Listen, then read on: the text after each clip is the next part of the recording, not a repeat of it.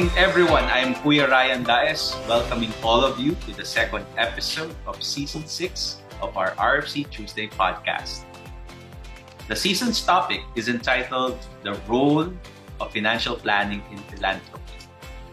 In tonight's episode, we will dive on philanthropy and how financial planning plays a very important role in the charitable planning program among individuals and organizations. We will tackle the impact of investment platforms in philanthropy, an avenue for donors to support humanitarian projects as an investment platform and able to get financial return out of it. But before we start, let us thank the IARFC Philippines, the Philippine chapter of the International Association of Registered Financial Consultants, for putting together this podcast. The IARFC Philippines is an association dedicated to the craft of financial consulting. The association is the sole organization authorized to conduct the RFC conversion courses as well as continuing education in the field of financial consulting. I am one of your hosts for tonight. I am Kuya Ryan Daes, a registered financial consultant, a chartered wealth manager, and a registered estate planner. And let us welcome back our guest anchor for the season, Dr. Glenda M. Antonio, registered nurse, RFC, CFRM, DMEM. Welcome back, Doctora. Hi, Sir Ryan. Good evening, everyone. It's nice to be back here in this very, very noble episode and season. Greetings also to all the International Association of Registered Financial Consultant Philippines board members, and of course, all our regular watchers for this season. So, Dr. Glenda, please do the honors of introducing tonight's guest. Thank you, Ryan. Our guest for this evening is a very special person. Allow me to introduce him. He is actually from Singapore. He is a serial entrepreneur, a media maverick with over 30 years of experience in the media and entertainment industry. He is the CEO of Funfair Global, with social media and e-commerce businesses in Bangladesh. He is currently championing the development of Web 3.0 social commerce. He is also an advocate for inclusivity and has recently established a social enterprise called Collective Perspectives to professionalize the careers of people with disabilities, giving them sustainable income. He is also the director of Spring Rain Global Singapore. Ladies and gentlemen, allow me to welcome our very special guest for this episode, Mr. Vincent Lim, the CEO of Funfair Global and the Director of Spring Rain Global Philanthropy Private Limited Singapore, who will share with us the value of philanthropy as an important component in our lifetime thrust of helping humanity, and how impact investing as a platform is very attractive to donors, especially entrepreneurs who wants to help projects and programs and impact humanity. Good evening, Vincent, and welcome to the RFC Tuesday podcast. Thank you, Glenda. Thank you, everyone. Thank you for having me, Ryan. Thank you. Yes, and let's get the ball rolling. I'm very excited to hear your story, Vincent. I met Vincent years ago. It was a very nice moment of being with him. So I want you to tell everyone here more about yourself and the journey of philanthropy, especially that we heard that, and they heard, everybody knew that from Singapore you came to the Philippines in 2018, but it did not come to the Philippines, Ryan, to go to the beautiful places. Of all the places he went to Tondo. Can you tell us more about yourself and your journey of philanthropy, especially in your visit here in the Philippines in 2018? All right. So like many people, when I always thought of philanthropy was meant for rich foundations set up by billionaires, right? Because in my mind, it's about how much you can give. So I have been involved with charity work because being a Catholic from birth, we always doing church work and charity work, and helping the poor and stuff like that. When I met Glenda back in 2017, she presented to me Spring Lane Global and the ecosystem of good. And she redefined what philanthropy was about, right? And after that first encounter, I decided to dive deeper into philanthropy, because being an entrepreneur and businessman, I always thought, okay, I'm going to be a billionaire one day and I will really do philanthropy. But she told me, no, you can start anytime, Vincent. Philanthropy is not just meant for billionaires, it's for anyone, right? So I continue to research, and when you look at the definition of philanthropy, it refers to good works that help others or society as a whole. And the word philanthropy, as by now you all know, it comes from the two Greek words, right? Philein meaning love, and anthropos, that means anthropology, which means humankind. So philanthropy actually just means love for humanity. So if you have a love for humanity, it doesn't matter if you have money or no money, right? You just have to start somewhere. And I was very, very sort of attracted to what the Spring Rain team has been doing. And she invited me to for our first conference that was in Bali to talk about philanthropic giving. And honestly, I had to do a lot of research to prepare that talk. And it was because of that spark to go and research more about philanthropy. She gave me a start in this whole philanthropic journey. That was the start. My start was not to do the work yet, but to understand more about philanthropy. And then I said, look, I can only do videos. That was what I can contribute, right? And maybe I can go down to pay a visit to the Philippines and do some videos for the PDOs, right? And of course I was welcomed, and the 3 or the 4 PDOs that was handpicked by Dr. Glenda that I can do the videos for were the Vincentian Foundations, that was for the homeless, the Canossians, that was the Pastoral Care in Tondo, the Chameleons, who's doing the care for the sick, and Citizen Asset is the Augustinians, right? And then they were running orphanages. So I spent actually 2 weeks following the PDOs. I went on medical missions with them. I went to visit the orphanages. And of course, the Bamboo Village done by the Vincentian Foundation. But I think it was really the visit to Tondo that sort of propelled me even deeper into philanthropy, right? And I started, after doing the videos, and I came back, I did it.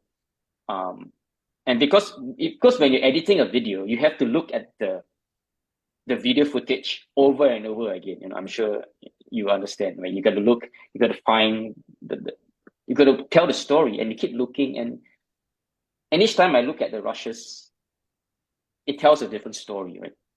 It got me more and more immersed, and I got back to Glenda and I said, look, there must be something more that I can do than just the videos.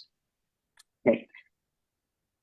And she welcomed me open arms and said, look, maybe we can create a philanthropic model that can integrate all the work that she's been doing, that all the PDOs have been doing. So we work together very, very closely. And the past few years, we have developed so many things, right? We have created an online donation platform that was created before the pandemic. And it was really through the blessing of God that when the platform was created and the pandemic happened, it was put in good use, right? We could receive donations online. Because prior to that, everybody was doing the old world kind of donation. We receive checks and everything, but having an online donation portal facilitated the reception of funds. And we continue to develop this philanthropic model, and we came out with this circular philanthropy model where everything works together from the donor down to beneficiary.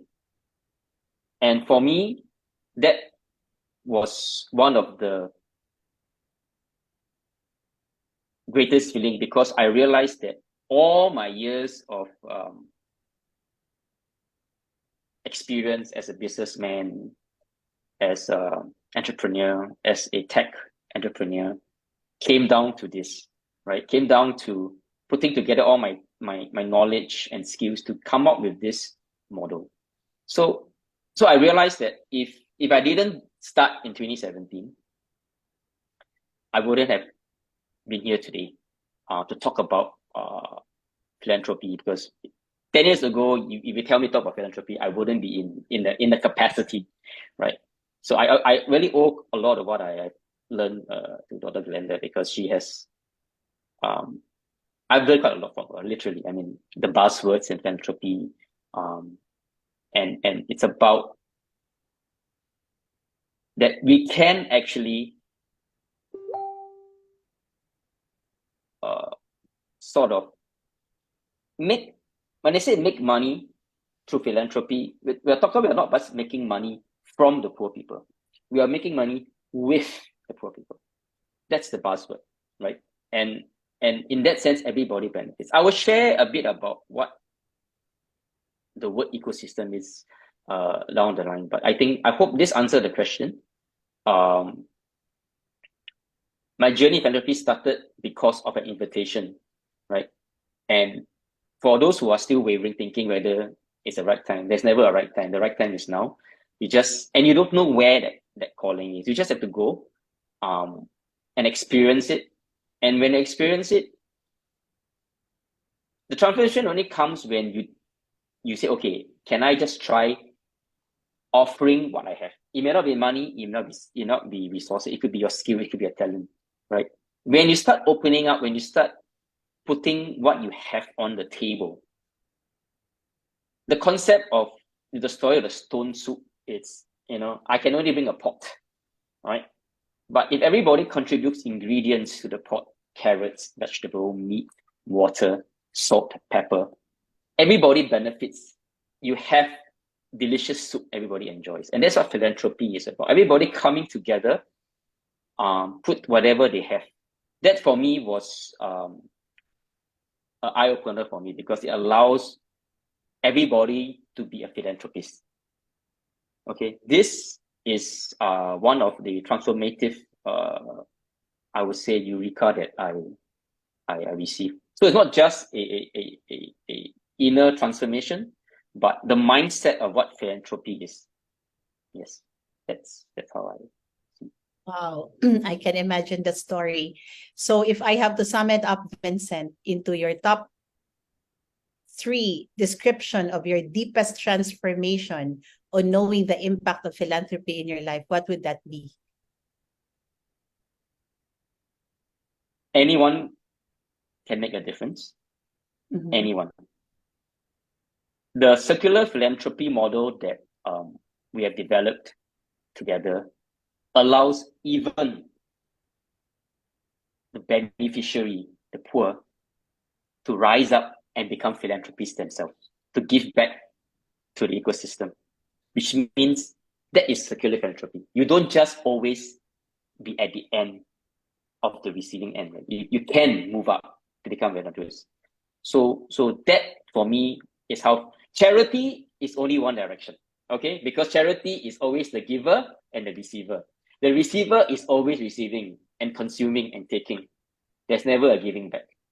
Philanthropy allows a circular effect, allows the recipient, the beneficiary, to one day become the giver. That's one of the things that I realized what philanthropy can do. And that is called sustainability. The second thing, well, there's so many things. The second thing is the impact may not be felt immediately. I think a lot of times we feel that, I go down and I do something, right? I want to see something. So a lot of people who want to do charity work, they want to go down and be hands-on. I want to build a house for the poor, and they go down and they build a house because in 5 days they see the house and they see this poor family staying in a house. They say, yes, I've done my job. I'm happy. And then they go home. Yes, I built a house for a poor family. Or someone buys wheelchairs and bicycles and go to hospitals or go to the village and gives the bicycles, gives the wheelchair. I've done my job, right? That's called instant gratification. That's not philanthropy. That's just instant gratification. Philanthropy and impact is creating long-lasting effects, long-lasting impact.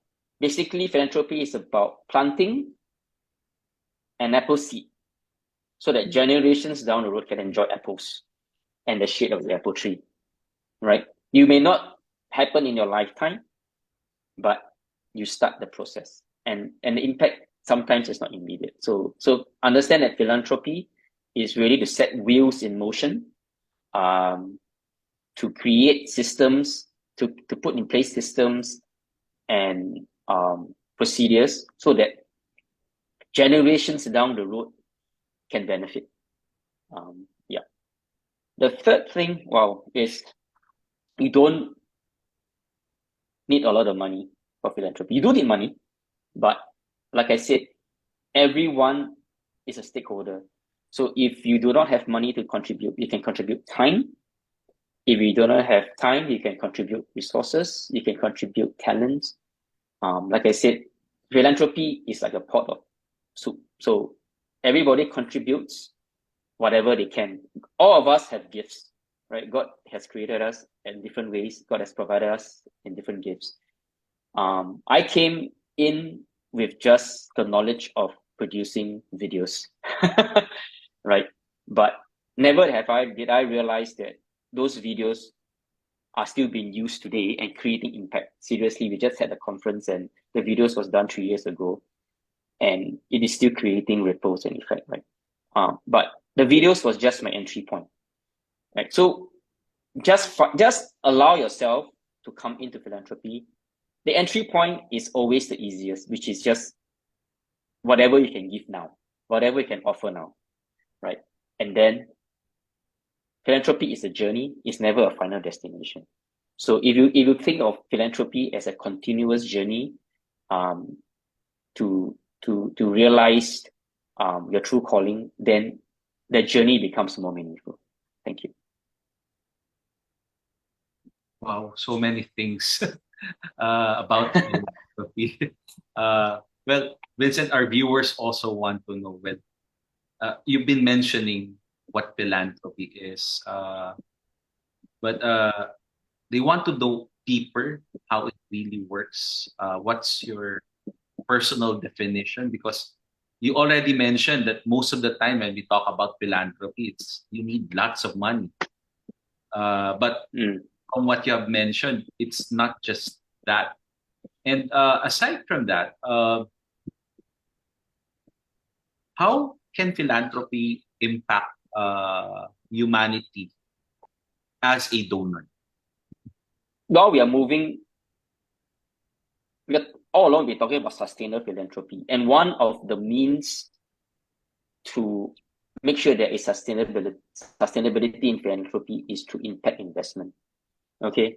If you look at a textbook definition of impact investing, it just refers to investments made into organizations or funds set aside with the intention to generate a measurable, beneficial, social, and environmental impact alongside a financial return. That is a textbook answer. Okay, I mean that's just a textbook answer.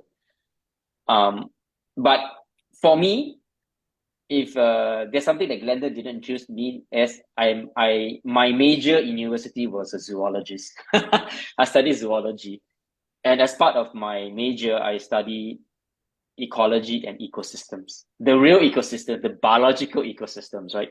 And that's where ecosystem came about. It's a biological term, and sustainable philanthropy is literally, and actually I'm quite glad that Glenda and Springgrain use the ecosystem of good, right? Because it makes sense. If you want to understand sustainable philanthropy impact investment, you have to understand the concept of a thriving ecosystem. A thriving ecosystem is a good mix of living things and non-living things. When you understand ecosystem, it's not just about living things. An ecosystem is always made up of the producers, the consumers, the decomposers, inorganic materials, right? Your producers are usually your plants. That's the only one that can produce food, right? Your consumers are usually animals and insects, Your decomposers are your fungi, your insects that break down dead matter.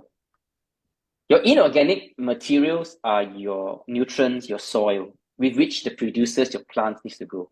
And that's your ecosystem, right? And in this ecosystem, they always need an external energy source. And the energy source is usually the sun. The sun provides the energy that allows the whole ecosystem to work. Now, when you look at a philanthropic ecosystem, who are the stakeholders in the philanthropic ecosystem? You have donors and you have beneficiaries. But of course, you have so many other players. You have merchants, you have non-profit organizations, you have the volunteers, you have the merchants, you have the service providers, you have media people, you have everybody. And all these stakeholders in this ecosystem needs to work together to bring about a balance. In science, in zoology, a thriving ecosystem is when everything and everyone is at a balance. You cannot have more of something or less of something. When you have more predators in an ecosystem, what happens? All the prey will be eaten and the predators will die because there's not enough, right? If you have too much of one thing in one ecosystem, the ecosystem dies. So in a philanthropic ecosystem, you have too many poor people and not many donors. What happens? The existing donor pool will get fatigued and they get stretched because the other one that keeps giving. But conversely, if you have an ecosystem, we have a lot of donors and there's nobody to give, the donors just gets a bit tired and they don't find any meaning in their life. So a successful philanthropic ecosystem requires a balance of everything, everyone. You must have the poor for the ecosystem to work, right? If there's no poor, there's no philanthropy, right? But how do we reach a balance where the poor is taken care of and the needs of the poor is taken care of and the needs of the donors are also taken care of? And that's through impact investment. Impact investment is a very strategic way of allowing the whole ecosystem to be in balance. Charity doesn't. Charity only kills the ecosystem. You understand? If you are going into philanthropy and impact, you have to look at it as an impact investment. You as the donor or the contributor needs to benefit as well. In an ecosystem, everybody benefits. Everybody benefits in an ecosystem. That is how ecosystem works, right? It's called circular. That's why a circular philanthropy. Everything must benefit. If one party doesn't benefit, what happens if only one party benefits? The rest of the ecosystem dies. Another example is your human body. Your human body itself is like an ecosystem. When you say exercise is good for the heart, who does the hard work? Your muscles and your legs, right? Your hands. The heart doesn't do the running. The heart just sit there and does the pumping. But the legs have to do the running, right? The hands have to do the running. So everybody has to play a role, right? So when you think about your body as an ecosystem, whatever you eat, whatever you do, has to be holistic, right? It has to benefit the whole body. You cannot do something that just benefit your hands, something that just benefit your eyes, something that just benefit your stomach, and something that just benefit your brains. You have to do something that benefits the whole body so that you can live longer, have a longer quality of life, better quality of life, enjoy life, you can do more things. So likewise, impact investment allows philanthropy to sustain in the philanthropy ecosystem such that more good works can be done so that no party suffers, everybody benefits. So that's the concept that I want to put it together. For businessmen and entrepreneurs, we all have different mindsets when it comes to making money, right? People like us businessmen, entrepreneurs, when we start a business or we think about creating something, it's never making money now, right? Then making money now, we don't need a business. When you start a business and you want to be a businessman, it's always for the long term, right? You want to make sure your business lasts as long as it can. It makes money as long as it can. And in order for your business to continue, you have to invest in the future. But invest in the future is not here yet. How do you invest in the future? You invest in the future by investing now. By investing now so that your returns is in the future. You generate new wealth by investing now. That's meant by investing in the future. And impact investing is like that, right? Smart philanthropists, smart entrepreneurs, smart businessmen know how to blend making the world better and making returns.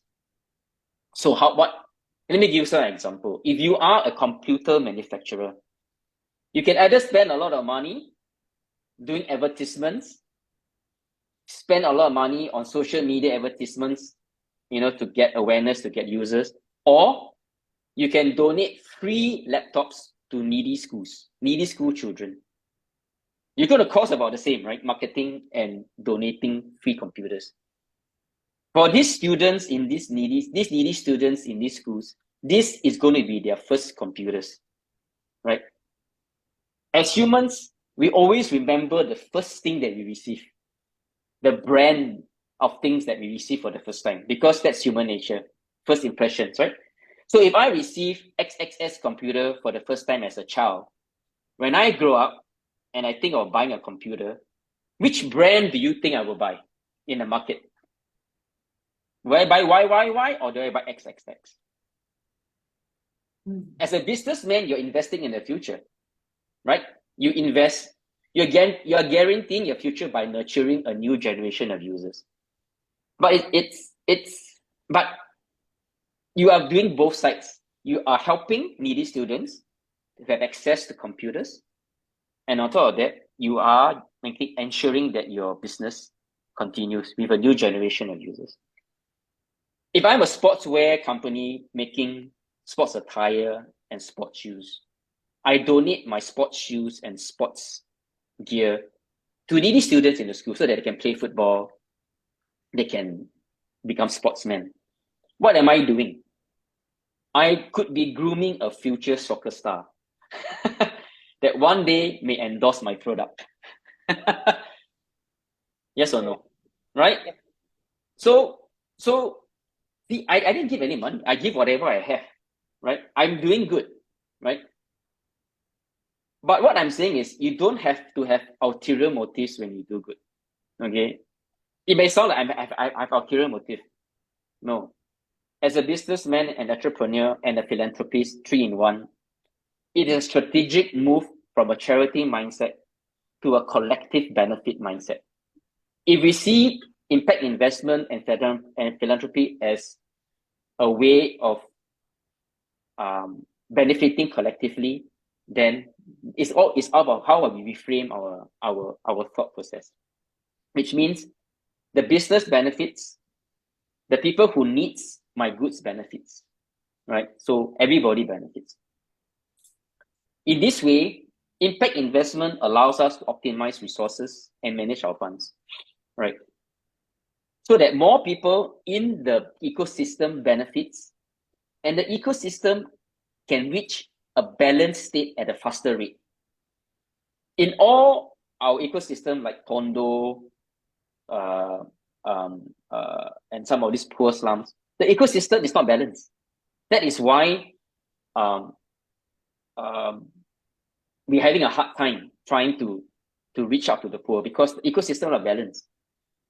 And impact investment is the fastest way to turn things around, right? Because your donors' money, it's not depleted, right? Your donors is almost like a never-ending pot of honey, right? It continues to overflow. Everybody benefits from it.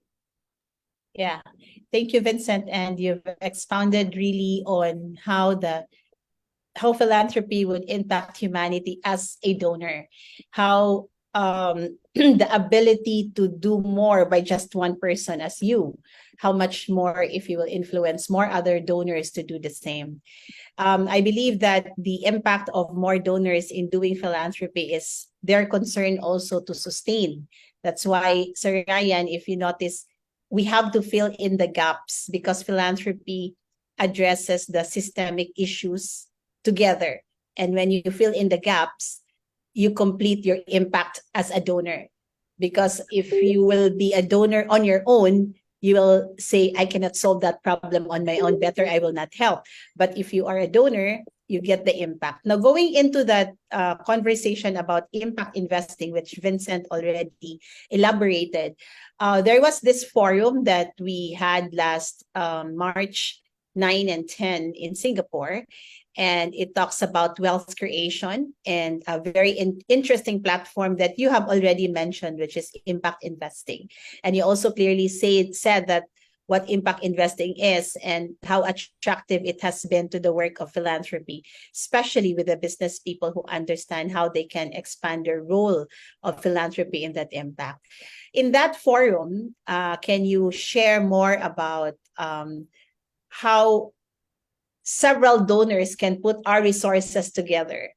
Because you were mentioning a while ago about yourself, but this time we're moving to the level where more donors can do the same and work together. Can you share more about that? Yes. So sometimes, most of the time, some of these philanthropic projects may be too big for one person to contribute their resource, right?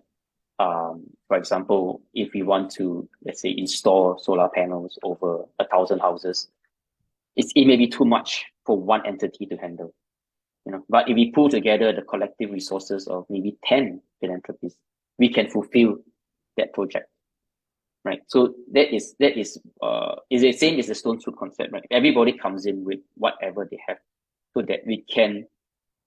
The whole idea is to get the equilibrium and the balance faster, at a faster pace, right? So, for example, if a philanthropic project may be 10 US million, right? But let's say I only have $1 million, and I've got 9 other friends got $1 million each. So, but we pool together, we have 10 million. That's how this impact fund works. The impact fund works as we group together philanthropists with the same mindset. They just want to achieve this mission of doing good. We put together a resource. So your 1 + 1, if you put $1 in, you might maybe just generate $1.10 in returns, because that's how much $1 can. But if you combine $1 with somebody else's $1, your return may not be $2.20. Your returns could be $2.50, because you are taking on a bigger project, right? The returns could be greater, not just for yourself, but for the beneficiaries. So the more people contribute to the fund, the more impact you create, not just for the people down the road, but in terms of returns, is greater. So that is why, in terms of pulling resources together, philanthropists coming together, combining their resources, the impact is greater, but the returns are also greater. So it's a double win for both sides. The impact that you create for the beneficiaries is at a faster and a greater pace, but the returns you get is also not just more meaningful, but you get more returns. And when you get back the more returns, you realize that you have more money to put into the next philanthropic project, without even depleting your original amount of money that you actually put in. Right? Impact investment is very different from donation. Donation means you give the money and that's it. It's gone, right? You don't expect it back. Impact investment means I put in $1, I will get back $1.30 at the end. So now I have $1.30 to reinvest in the next philanthropic project. Because, it's okay if we take back just 10% of it, but you still put back. And you realize then you have more and more to contribute. So impact investments is almost like revolving credit that you put into the philanthropic world that continues to do good. And it really is up to you. If you want to draw it down, as your benefit. You can, if you don't wish to, it continues to grow out there, doing good, right? And that is the other intangible benefit you get. You have the tangible benefits, which is your monetary returns. Your intangible benefits is you sleep better because knowing that the money is put to better use.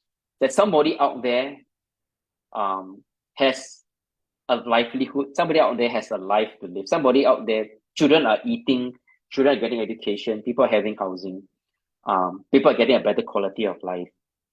That is immeasurable, right?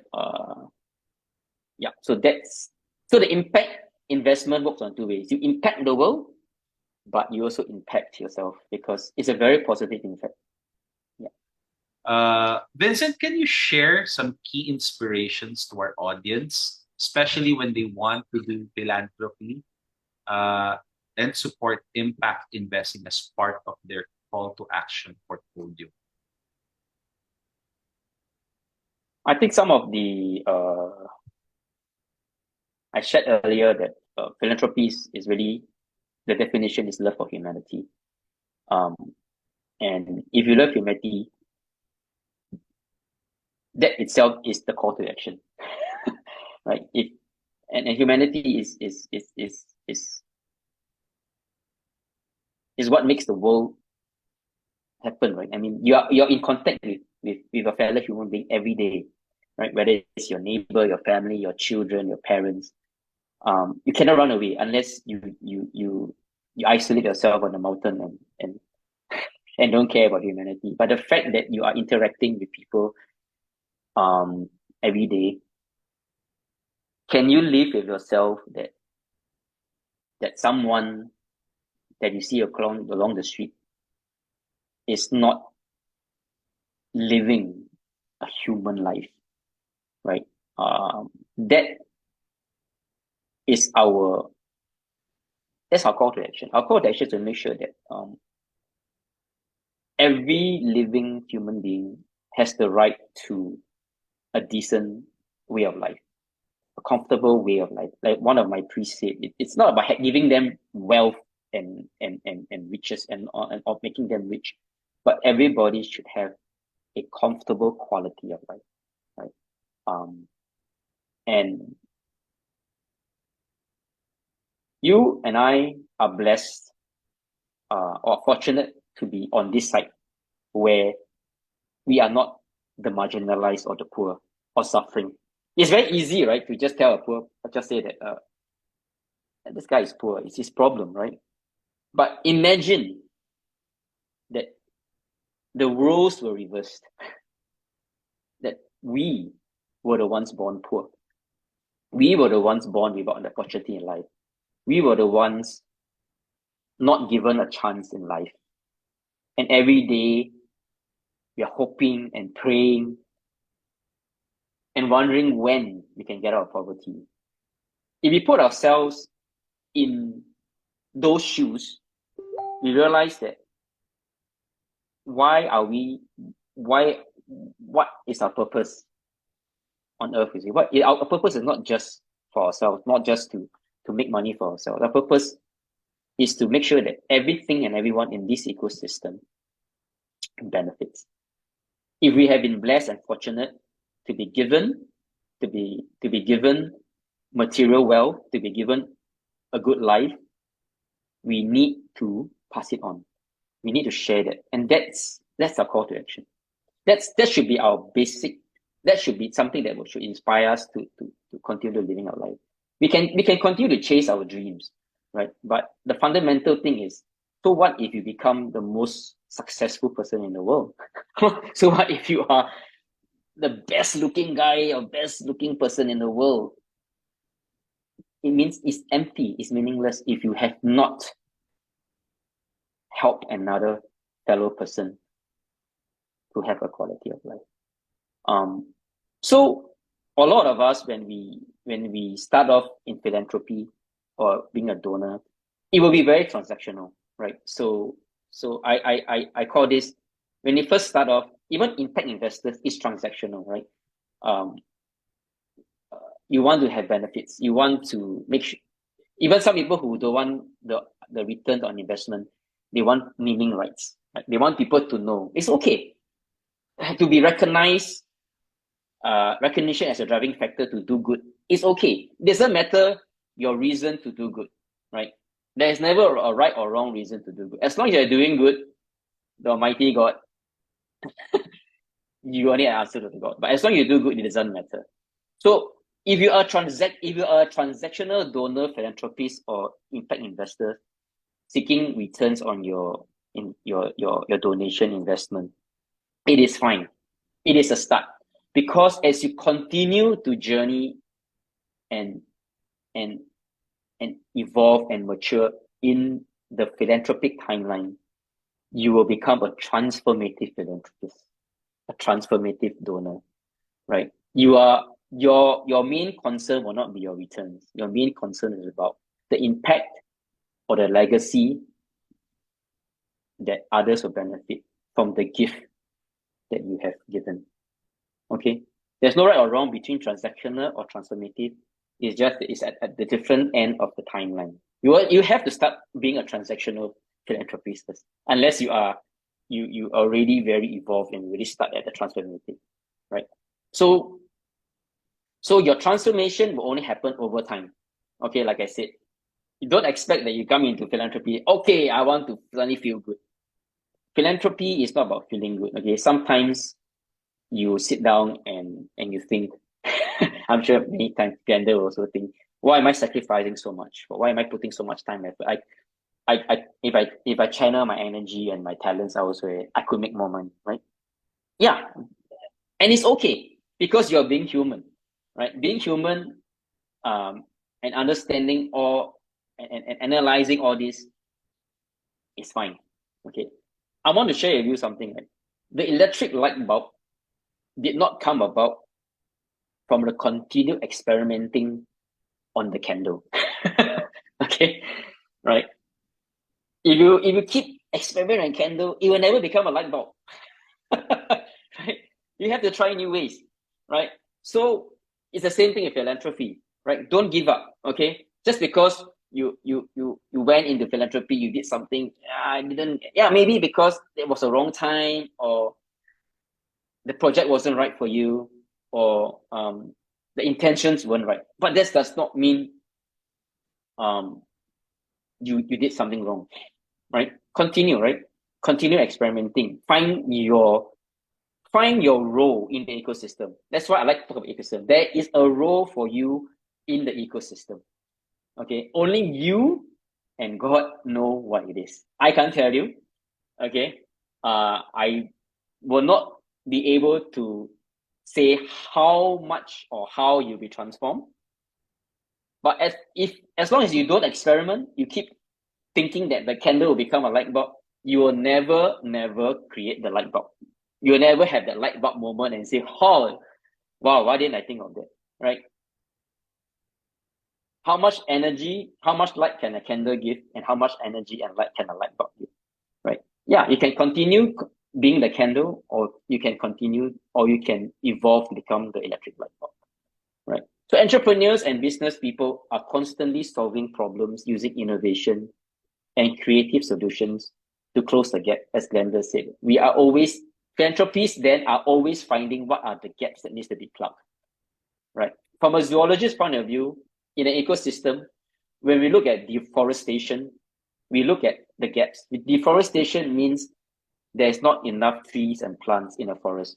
We go in to solve it by planting, but we don't plant any tree. We must plant the native species so that the forest grows, right, with the correct species of trees, and the forest will thrive again. So in philanthropy, we have to understand what are the gaps, right? Glenda has identified capacity building, other PDOs and identified different advocacies. They know what are the gaps to fill. Impact investors are coming in as the energy source. Remember I said every ecosystem needs an external energy source. So in the philanthropic world, the external energy source is your funds, is your resources that they need, right? So that ecosystem can thrive. Without the external input of funds, and contribution, these gaps cannot be plugged in. So you sit down, and if you're thinking of how you can contribute, look deep down inside what you can contribute, how you can contribute, when you can contribute, right? And the answers are not difficult. When is now. What is what you have, right? How much is up to you. Every dollar counts. Every minute counts. Everything counts, right? Yeah. So that's my takeaway message for people who are listening. Thank you so much, Vincent, for your sharing and for your generosity of time. You learned so much on the importance of philanthropy and impact investing, on how philanthropy can be a transformative experience for everyone, and the big role that financial planning has in making philanthropy more sustainable. So we would just like to share with everyone to watch out for episode 3. We will be having guests who will be sharing about philanthropic giving. If you have questions on these topics, since there is a 1 week gap, sorry, not 1 year, that's too long, please feel free to send it in the chat box in our IARC Facebook page, which we will be reviewing prior to the next episode. For RFC public courses and continuing education, trainings, and seminars, please visit the IARC Philippines Facebook page for announcements of schedules. I would also like to remind everyone, all of the past members, current members who are on their renewal period already. So now, all active members are receiving free continuing education seminars. So another plus point to renew your membership. And it will provide you access to the official IARC website, www.iarc.org, where each member of good standing is recognized when searched by clients and prospects. Please do be reminded that we can only use the RFC designation if we are members of good standing. So what does good standing mean? That means you paid your annual dues and membership fee. For your membership renewal information, please contact Ms. Arlene Baguyo at iarcph@gmail.com, or you can contact her through 0917-645-7846. So please do contact IARC Philippines for your membership renewals. Our podcast episodes are shown every second and fourth Tuesday of each month. That is why it is important to follow us on Facebook. Episodes are pre-recorded and are broadcasted through Facebook Live. On behalf of our executive producer, Ms. Grace De Vera Escobar, this is the RC Tuesday podcast saying, it is better to be in the know than to be the last to know. Thank you, Vincent. Goodbye, everyone. Good night. Thank you. Okay, thank you. I hope it was useful. Call again. Thank you very much, everybody.